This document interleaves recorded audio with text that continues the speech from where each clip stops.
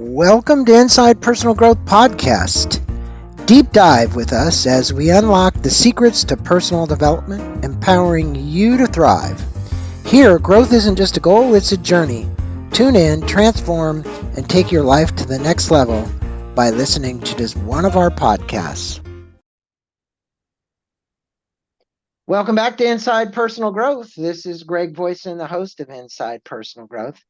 And joining us from Denver, Colorado, is Dr. Michael Crupain.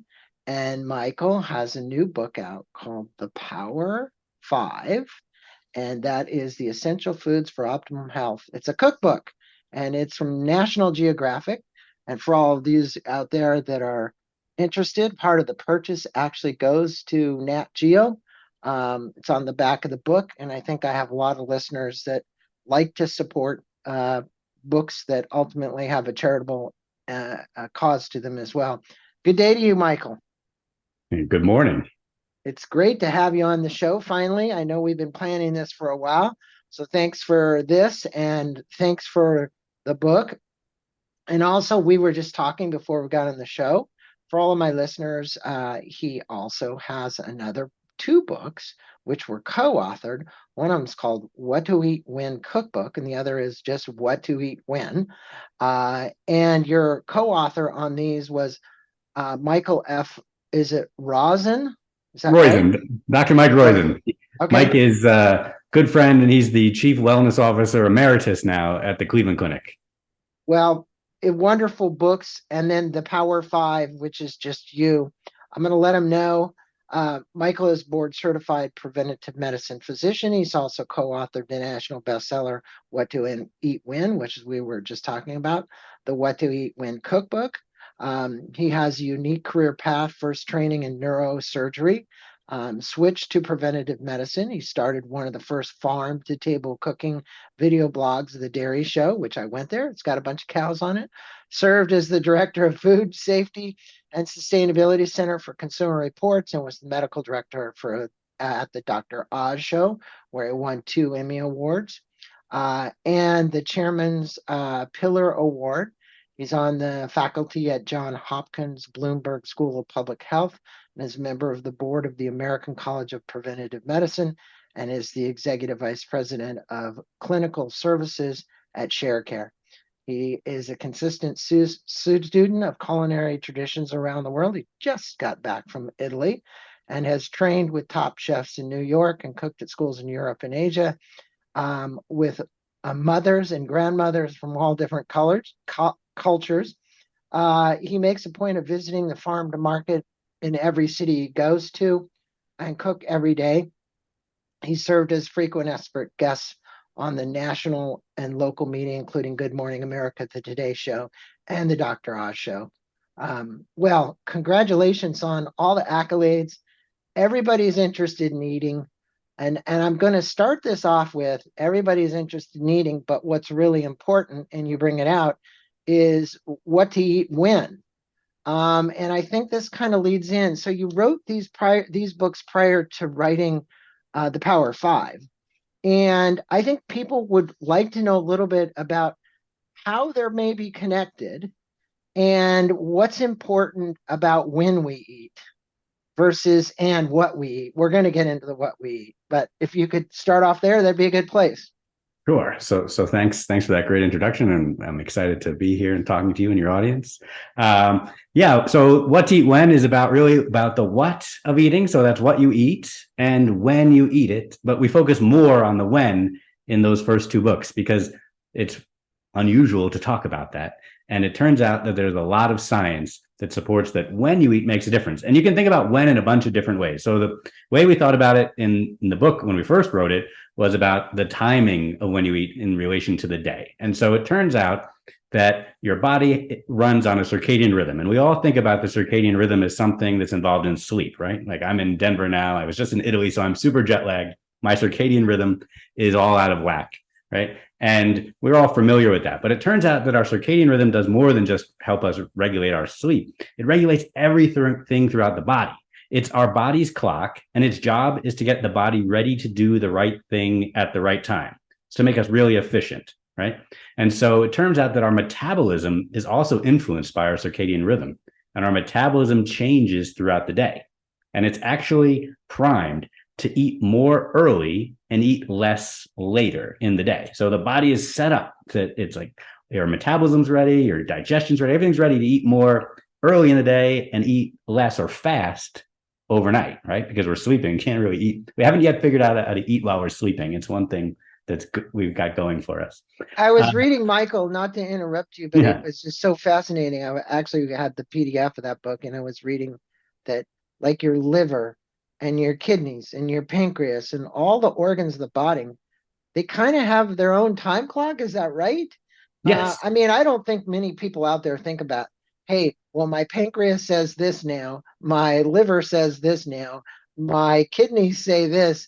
I mean, I don't think anybody really thinks about talk about that, because that just was curious to me. Yeah. So that's where, so all of our, so that's where sort of our metabolism comes into play and being on the clock. So our different, the central clock is in our brain, in the suprachiasmatic nucleus, and that's set by the sun. So the sun is sort of the master controller of our body's clocks, but then in each of our different organs, they have their own clock. So the pancreas is a good example. Pancreas makes insulin, and based on the clock or the time of day, it's going to be making different amounts of insulin, because we, again, it's sort of preparing ourselves. Like we should be eating at a certain time. Insulin is important for helping with digestion, or getting the sugars from what we eat into our cells to provide energy. And so we're going to make more of it during the time where we should be eating, as opposed to the time when we shouldn't be eating. So when we eat out of sync with our circadian rhythm, that's where we start to throw our metabolism in our body out of sync. I'll throw you one other thing about clocks, which I think is really interesting. Our skin also is on our circadian rhythm. And so companies that make skincare products like lotions and things, they're actually studying the skin circadian rhythm, so they can figure out when's the ideal time to put on that lotion to help The protect. largest organ in our body, right? That's right. That's right. And Yeah. so what's really interesting when you talk about the when is that because our metabolism is changing throughout the day, it turns out that a calorie that you eat at one time of the day is not necessarily the same as when you eat it another time of day. So let me put it a little differently. A calorie is a calorie because a calorie is just something we measure in a lab. We put a piece of food into a machine in a lab and it burns it up and it tells us how much energy is in it. But when you put that energy into our body, it changes because it's how much we digest it and what our body is doing at the time that we eat it. So there's a bunch of studies that are really interesting that show that if calories eaten in the morning seem to count less than calories eaten at night. So there's an interesting study from Spain where they fed people a low calorie diet, and they had two groups, and they fed them 1,400 calorie diet a day. And the two groups, one ate 700 calories in the morning for breakfast, and one ate the 700 calories later in the day. And they found that the one that ate the bigger meal earlier in the day lost 20% more weight than the group that ate those calories later in the day. And again, it's because calorie in our body changes based on our circadian rhythm. Does that not in some way seem somewhat logical in that, well, for a minute, let me think. If I'm burning calories more versus getting ready to go to sleep in the evening, I eat a big meal in the evening. I mean, everybody always has heard this. Not that everybody listens to the recommendations, but you would think if you were, because everybody now is talking about intermittent fasting, right? It's a big craze, a lot of things around fasting, when you fast. So I think there's the one, and you'll know it, it's the 17-hour one where you literally, you click your clock off, you don't eat anything past 6 o'clock, and you don't eat anything before 9 o'clock in the morning. What do you think about that? And then we'll move into this, because I want to make the segue into this book. This book is packed full of amazing recipes, great advice. What's your thought around that as it relates to circadian rhythm? Yeah, so that's a big part of what to eat when and what we recommend. So there's three principles in what to eat when. The first is eat with the sun. The sun sets our circadian rhythm. Our body is set up to eat during the day when the sun is shining, and to fast at night when the sun is gone. This is a historical thing, right? Or like a prehistorical thing. Once upon a time, we couldn't eat 24 hours a day. We had to eat, right, could find food and rest when we couldn't. And so we evolved to eat that way. The second principle is Eat more early and eat less later, or make breakfast and lunch your largest meals of the day and dinner the smallest. So we recommend you get, say, about 80% of your calories before 2 p.m. And for me, I usually, when I'm in total control of my life, when I'm at home and I can control things, I stop eating around 2 or 3 p.m. and I don't eat again until the next morning. But you can eat dinner, but dinner should be the lightest meal of the day. And you should try to get that fasting window, a minimum of 12 hours. So don't eat, there's a 12 hours of light, 12 hours of dark. If you average the way the world is supposed to work, it's not always that case, right?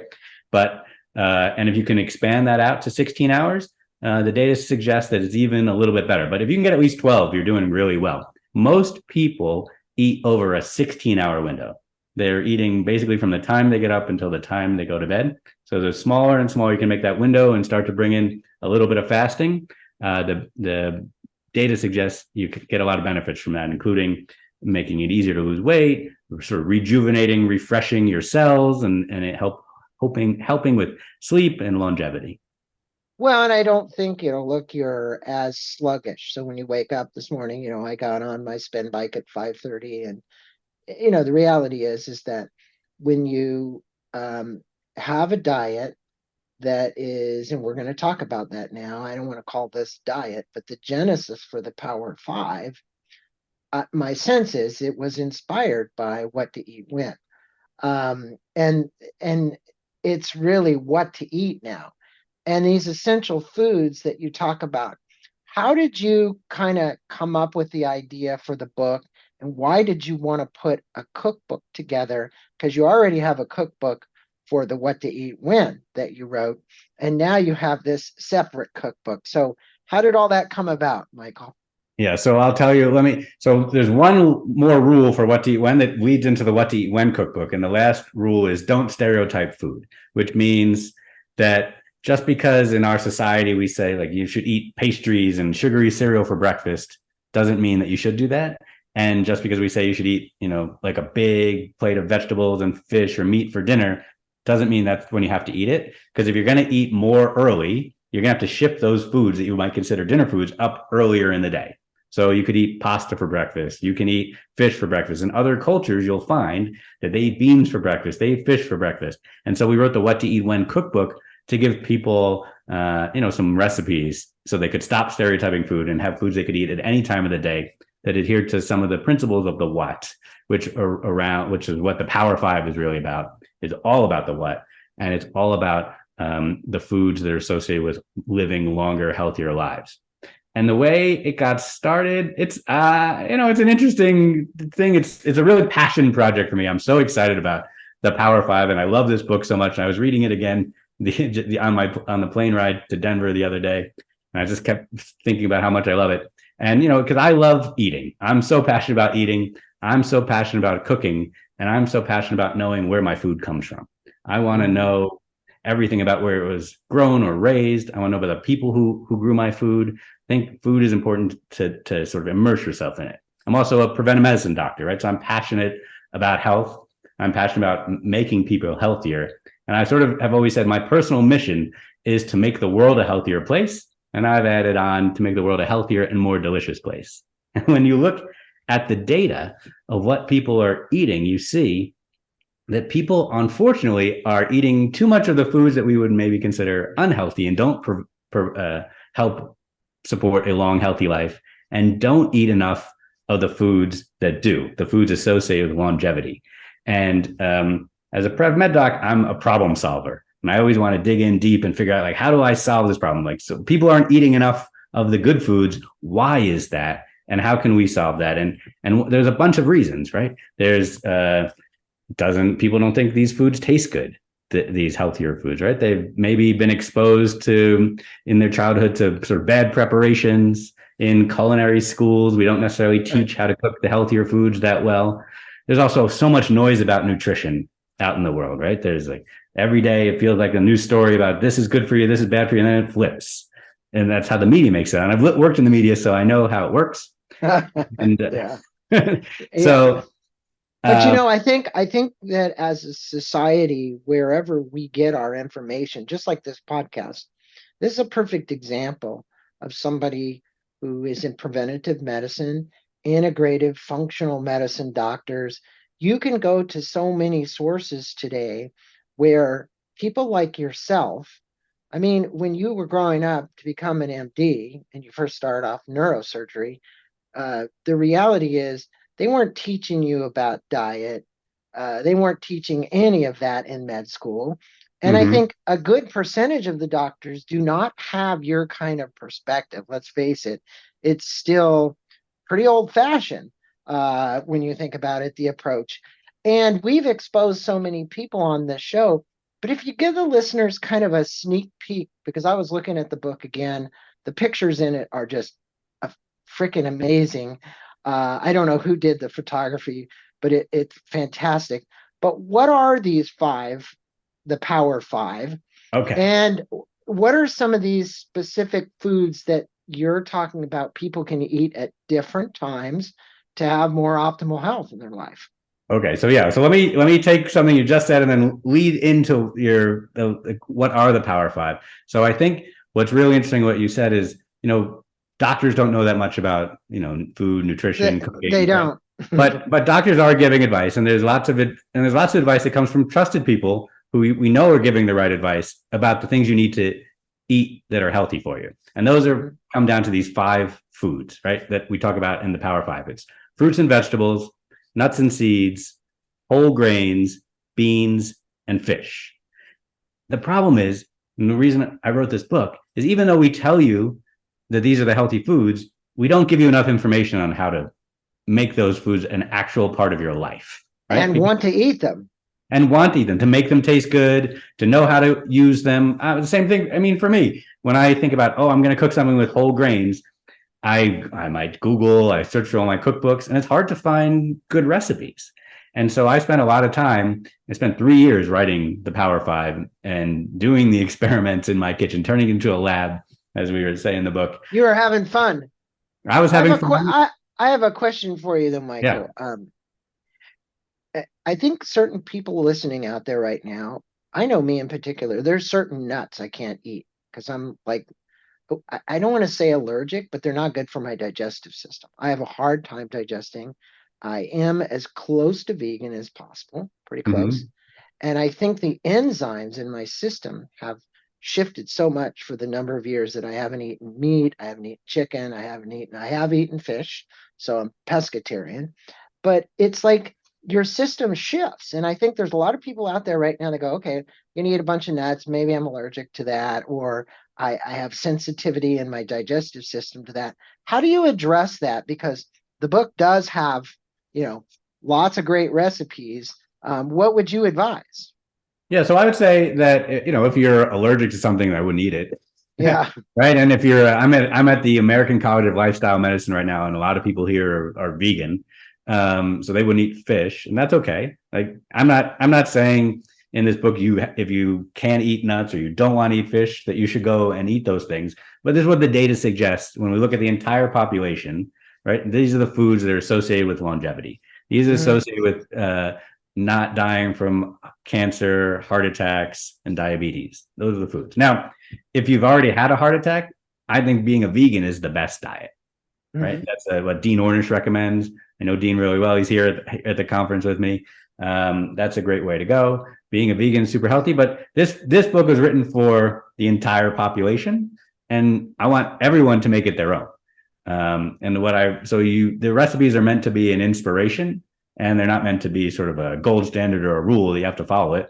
I do Mhm. recommend if you're going to make the things in the book, you make it the way I suggest once, so you learn the technique and the proportions and the flavors, and then you take it and you totally make it your own. But it's totally meant to be a jumping off point. I have a cousin who is allergic to nuts and found that, like, once she cut them out of her diet, she feels better. So Mhm. Mhm. if you've got something that's not making you feel good, don't feel that you need to eat it, because it's worse if you're eating a food that's causing a lot of inflammation for your diet than if you're not eating it at all. How do you kind of, there's a lot of people out listening who are hearing advice from everywhere. Let's face it, when it comes to diet, nutrition, exercise, there's as many books and people out there as are in the world. You, though, have taken a book and provided somebody with recipes. right? You've given people healthy recipes. Um, so when we want to eat healthy and we want to find nutritious and delicious food, one of the things that always pops up with people is, I don't have time, right? Hmm. They see uh, your program here, and they're like, "Hey, wait a second, this is this is crazy. How much time is this going to take me to prepare this particular food?" What are some of your favorite recipes from the book, and what are a few that you think that people could default to, which just don't take a lot of time to prepare? Yeah, so I'd say I knew you were going to ask me about my favorite recipes, and it's so hard to pick my favorites because I really Well, love all of I them. was And looking at a bunch of them. You got a bunch of salmon ones in here, and it was like, and you have one with avocado toast with salmon on the top, Mhm. and I couldn't remember if it had something else on it, but It it has did. it has mangoes and a salsa macha, which is a Mexican dry salsa they call it. It's an Yeah, oil based salsa that's made with nuts and seeds. So it looks awesome. It's one I'm gonna thank you. try. Yeah, it's really good, spicy, crunchy, a lot of flavors. I'd say, I love every recipe in this book is something I eat regularly, but I go Uh, obviously like I try to eat in season, so different times of the year I'll eat things differently. well, talk about prep, because if Yeah, you're talking to a single guy or a single woman who work, or you're talking about a mother who has a family and she's trying to cook and organize herself around these, I think people default to what, unfortunately, I say this, what is the quickest and simplest? yeah. Um, So I agree. I mean, I'm a single guy. But I love to cook. I work all day and all night. I'm constantly working, but yeah, I make time for food preparation because I enjoy it. It's a hobby, but I understand that not everyone wants to spend as much time as I do. And the recipes in this book, for the most part, are very simple and take very little time. The book again is like it's my passion. It's very much an expression of me. So I am very again into where my food comes from. I think when you're thinking about what you're going to eat or going shopping or prepping, like you want to buy the best food you can. That's why I like to go to farmers markets. I like to know where my food comes from. I like to eat in season because when you eat those foods that are in season that didn't come from very far away, they don't need much to make them delicious. They're very simple. One of my favorite recipes in here is probably the simplest recipe is for a cone cabbage. Cone cabbage is a cabbage that looks like a cone, but you can use any cabbage. You can't find the cone cabbage, but it has a specific flavor that's like the most delicious to me. And all you do is wrap it up in aluminum foil and roast in the oven for 30, 45 minutes. You take it out, put some salt and olive oil on it, and it's delicious by itself. Like that, wow. that takes no work. One of my other favorite recipes that is in the book I call it beans cooked like fish. It's Hmm. like a Middle Eastern way of preparing fish in a sort of spicy tomato sauce, but I substitute either Beans. a giganti bean or a chickpea into that. Takes about 30 minutes to cook it, not all that much hands-on, and it's full of flavor and it's really hearty. And you can make a big batch of it. Also, I put tahini sauce in it, so I get beans, nuts and seeds, and fruits and vegetables in there. So there's 3 of the 5 Power 5 foods in this one dish, and the goal is to get 4 out of the 5 every day. And you can make a big batch of that, and you can eat it every day. There's another recipe that I just posted an Instagram video for. I call it green beans cooked forever, I think, in the book, or cooked to death. And basically, it's just garlic, green beans, a little chili pepper, salt, and olive oil, and you put them in a pot, leave them on the stove for an hour or two. You don't have to pay attention to them. And you can make a giant bowl of it, and they're delicious. Like they take on, because you cook them so long, they take on this amazing, luxurious, creamy texture without adding any butter or cream. And they're really good at room temperature. So it's something you can make way in advance and just pull it out of the fridge whenever you want to eat. And you're done. Like what I like to do is I like to eat a bunch of things from the book. Like I like on a Sunday when I have more time, I'll cook a big meal for my friends and family. So again, I think food should be a communal thing. And then Right. I always make sure that I have a lot of leftovers. And then throughout the week, as I don't have time for breakfast and lunch, I'm putting together some of these green beans and some of these beans and a piece of this cabbage and a piece of this fish that's cold now. It's still delicious. And I've got my meals prepared for most of the week already. Well, if you would kind of address this too, because I know we got a lot of listeners that come from all over the world. Access to certain items of food, like you just said, buy what's in season. I love that. Um, where do you stand on if it's not organic versus it's organic? And also accessibility. I think if you're talking to people in the inner city who maybe don't have the same amount of money, some foods aren't available. Your recipes look amazingly delicious. Um, do you have any thoughts or ideas for people like that that might be listening to the show that are going, hey, this guy's cookbook is great, but number one, I can't access all of these. Number two, I can't get organic, or I can't afford organic. They might even say that, right? I Yeah. know that's kind of a weird question, but it's a No. true Yeah, I get it. question. No, it's a good question. I think it's two-part question, right? So first part about organic. I'm a fan of organic agriculture. I'm a fan of it for a couple of reasons. There's probably some slight health benefits to you from organic agriculture, maybe the slightly elevated nutrients, but it may not make that big of a difference, honestly, for your nutrition. It's small. We can't really judge it, but I know it is better for the farmers who are producing that food because they're not spraying the pesticides, and so they're the ones who are really exposed to it, not us. And I know it's I better agree. for the land. So I try to buy organic when it's available. However, it's not a necessity. What's more important to me is that you're buying the highest quality produce that you can afford. It doesn't have to be organic, but if you know the person who's raising it or growing it, you're going to get something better. If you can't find that person, you can go to the supermarket and you eat what's in season. You're going to find something that's better. And Is it true, Michael, that some of the thicker skinned vegetables and fruits like bananas and avocados, you don't need to be concerned about them being organic?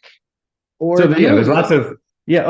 Well, again, it depends on how you want to decide what concern is. So, Right? for your personal health, most of the food you get in the grocery store or at a farmer's market or anywhere have very low levels of pesticide residues. When I was at Consumer Reports, we did huge analyses on these, and you can go to Consumer Reports and you can see which foods have the highest residues and which have the lowest. And it's typically things like berries have higher levels, and actually green beans have higher levels of pesticide residues. And traditionally, though, it changes over time than other foods. But yeah, if it's a food you peel, then you're not going to get exposed to those residues at all. The food you don't, then you will. But again, the residue levels are very low. It's more about the Good. people and the environment than about your own health. So if you can't afford organic, I don't think it's a big deal. It's not the end of the world. You got to do what's best for you. Now, when it comes to affording healthy food or having access to it, that's a big issue. I can't solve the Yeah. Yeah. access problem, but I've worked on it a lot in different parts of my life. Um, and I think we need to reframe the cost of food discussion a little bit and think about what we talk about in the Power of Five cookbook of the concept of nutrient density. Right. So it turns out when you eat the Power Five foods, these are the most nutrient dense and filling food you can eat. Right. And sort of by that calculation, they're actually a lot cheaper than the other foods that are the less healthful foods. Right. So Mhm. we have a cool analogy in the book about a piece of broccoli has I can't remember now the nutrient in it. I think it's niacin, a vitamin that I just forgot.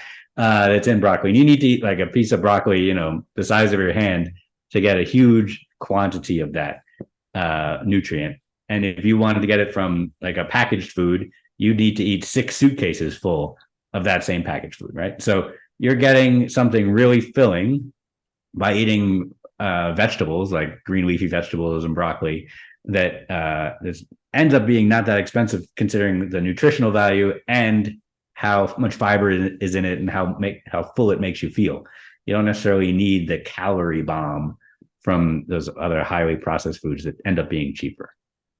Well, I'm sure that there's a lot of listeners out there today that have gravitated towards smoothies. And I want to address this because it's a craze. We all know that. Yeah. It's more than a craze at this point. It's like literally everywhere. And even me in the morning, I have a green mix that I buy that comes from a farm, and I put a banana in, and then I put in a powdered protein, and I blend it up, and I'm like, okay, that's what I have for breakfast. And I'm thinking, well, I'm probably doing good. Well, I might be, but maybe I'm not. And there's probably a lot of listeners out there right now that are saying, well, there might be a better choice. Is there a better choice? And I think you address all the foods in here, right? What are your thoughts on just somebody who's slamming down a smoothie in the morning and heading out to work? So I think it depends on what you're putting in your smoothie and how you're making it. Yeah, yeah, So if you're putting in sort of whole foods and blending them up, I think right, that's okay. It's not. I'm not a big smoothie guy. I'd rather eat the whole foods themselves. right. I think there's something again gets back to maybe the timing of eating. When you eat things really fast, you feel differently when that you eat them slowly and give your body a chance to sort of absorb, digest them, right, process them. So Mhm. a smoothie can be, depending again what you put on it, a bit of a calorie bomb, right, and a Oh, very yeah. easily digestible one. Well, if you ate those foods, if you ate that banana separately and you ate that kale separately, Be more um, filling. you would be really full and you would eat it more slowly, and you probably wouldn't have as much. So I think a smoothie is a good, again, if you don't put too many sugary things in it, right? It's a good way to get some of those nutrients quickly when you don't have time. But I prefer to eat the whole food. Yeah, I think that's a good point. Now, in your medical writing career, you've encountered numerous, I'm going to say, health myths and misconceptions. What are some of the most common misconceptions about food and health that the Power Five aim to really correct? Because there is a lot of misconception out there. That's the hardest part about uh, any of this arena is it somebody else always says I have something better. And you used to be on Dr. Oz show. Hey, he'd always have this segment on food, and Yeah. he'd tell people to do this and do that. And then the other day, it wasn't that long ago, Oprah endorsed that drug that she's on basically and then she got backlashed from it. And people look to figures like that. They look to Dr. Oz, they look to people like Oprah. And a lot of times they'll just follow their advice blindly because they think, oh well, that's great. um, Misconceptions and the Power Five. What would you do to aim to correct some of this? Yeah. So let me just say, like, about my time on the Dr. Oz show quickly. I was brought in there to try to make things better than they had Yeah. been before I got there. And I think once I was there, we really did a pretty good job 90% of the time giving the really solid advice, like the what's in the Power Five. And I think the big misconception is that uh, nutrition advice changes all the time.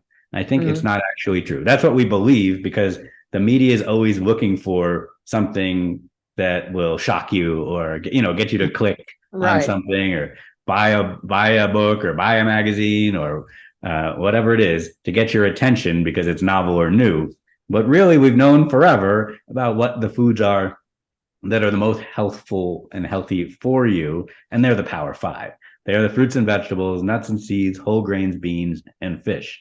And that was the point of the book, is to make it really easy to know these are the foods that we all agree on are healthy.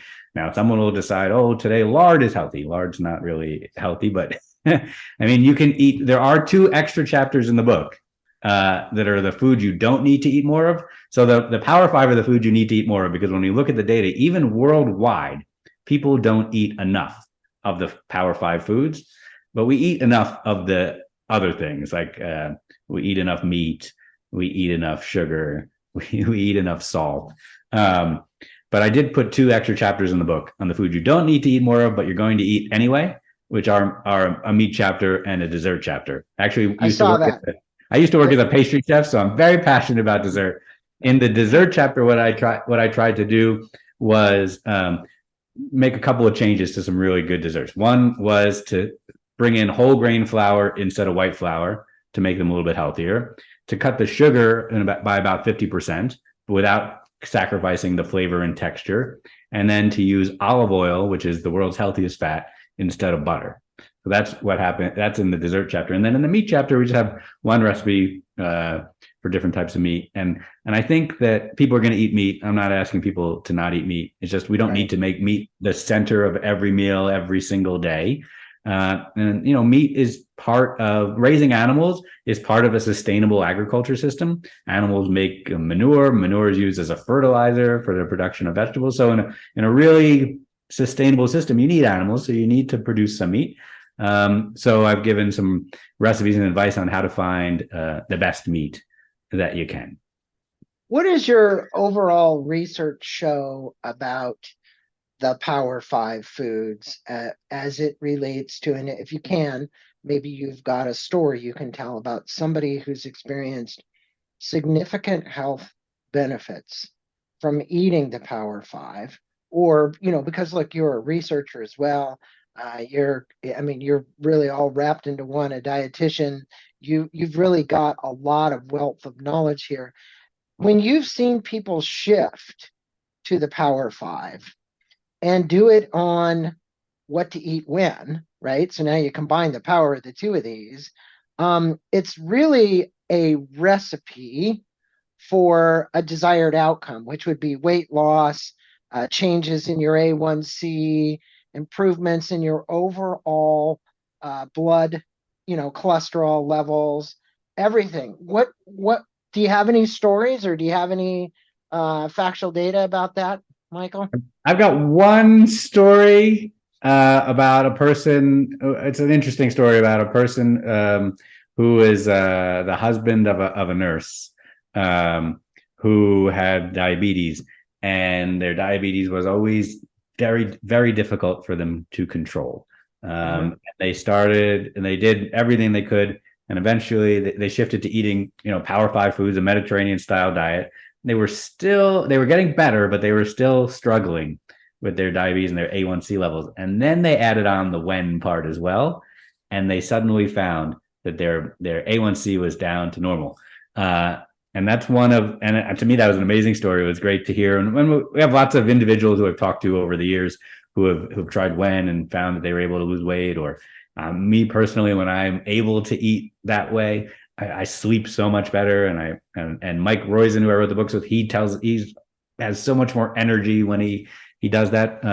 But there's lots of data beyond personal. I'm a preventive medicine doc, and preventive medicine docs think about how do we treat the population, and what do we look at for the entire group of people. And the data is just overwhelming that when people eat the Power Five foods, they reduce their risk of death from heart disease, diabetes, and sometimes cancer. Well, it's an amazing book.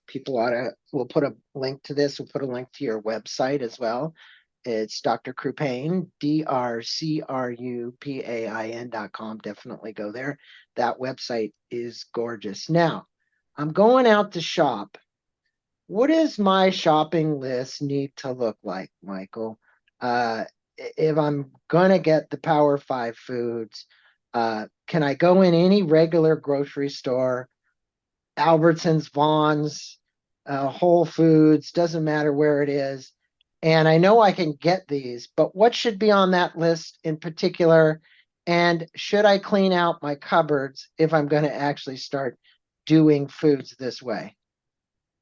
Well, I think the best thing to do is to look through the book and find the foods that you love, right? Yeah. Okay. I think it's really important, but also be a little adventurous, right? So I think that's important to try new things. Maybe some things you've had before that maybe you sort of liked or didn't like, but maybe if you prepare them in a different way. I think when you go shopping, obviously you stick to the outside of the supermarket for the most part. That's where you're going to find your fruits and vegetables. And sometimes your nuts and seeds will be in bins along more of the outside. Right.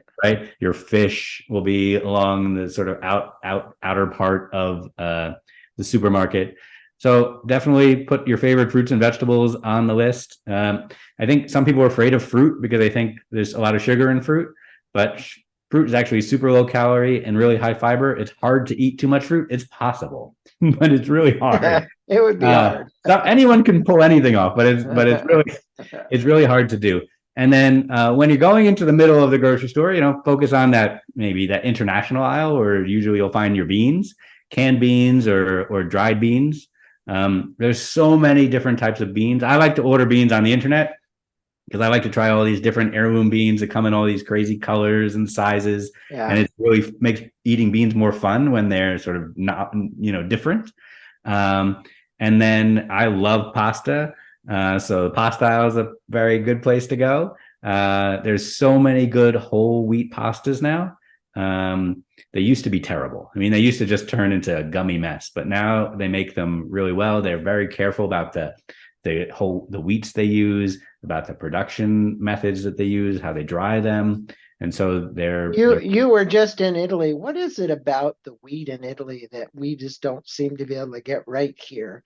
I mean, when you look at the breads in most of the Eastern countries, and you say, "Oh my God, that bread is so good." I know when I go to Europe and I come back and yeah. then I see what we have here, I'm like, why is that? Is the wheat that much better? So there's a bunch of things going on there, right? And I think America's in a bread renaissance right now. I think you can find more and more good bread. There's every time I go to a new town, there's a new bakery popping up, or in my town, there's another new bakery that's making real good bread. And bread is simple. I've got a lot of bread recipes in the Yeah. book. I spent a lot of time baking over the pandemic, like everyone else, and experimenting with different flours to figure out how do you combine these whole grain flours to make the best tasting bread that you can. But How bread's about really almond simple. flour? Almond I flour? haven't, I haven't used almond flour in baking bread, uh, Okay. but but I've used a lot of ancient grains, and that's what you find in a lot of European countries. Like where the area I was just in Italy is called Puglia, which is the heel of the boot, Uh-huh. the most eastern southern part of the mainland of Italy, and their primary grain crop is durum wheat, and Mm. durum wheat is one of the oldest types of wheat. It's very simple genetically. It has a very easily digestible gluten. It's actually, the gluten is not very strong in durum wheat. It can be a little hard to work with, but I show you how in the Power Five how to use durum wheat and how to use whole grain durum wheat. But yeah, they have a lot more rules in Europe about how they produce their breads and what they can use as additives. In this particular part of Puglia, they have a bread called the pane de Altamura, which is considered one of the best breads in the world. And it's like I think it's a DOP bread. It's like a bread that they put a sticker on to say this is an official pane de Altamura. And it has to be made a certain way. It has to be made with a sourdough starter. It has to be made with a certain percentage of water. It has to be made with this flour. It has to be cooked in a certain type of oven. And so they have in Europe, they have more of those traditions Did you around bring any food home? that we don't have. I didn't bring it home, but I have my version. I call it the Pane de Statsburg, which is the town I live in upstate New York, where I have a whole grain version of the Pane de Altamora that's really delicious. Well, it's in the book. I want to let my listeners know. The other thing is, I know from my listeners, a lot of them like to watch YouTube. So I'm asking you of resources. What are some of the resources that you'd recommend people who want to learn more about eating a healthy diet, want to learn more about the Power Five? Do you have, I don't want to say a cooking channel, but if you don't, you should. And if you do, where is it on YouTube and how can my listeners get to it? So I don't have a thing on YouTube yet, but I am picking up my Instagram game and posting a lot of cooking videos on Instagram. So Okay. you can find me on Instagram at Dr. Crupain. That's my name. So it's the same as the website. If you go to the website, drcrupain.com, you can find the Instagram, or you can go on Instagram and follow me, Dr. Crupain. I just posted recently one of my favorite recipes in the book is for a pretty healthy version of eggplant parmesan. That's typically like a breaded and fried dish that's really heavy and tons of cheese. Mine has no breading, it has no frying, has a light dusting of cheese. But the trick to it is I cut the eggplant really thin and I stack it up in many, many layers. So it ends up being really tall.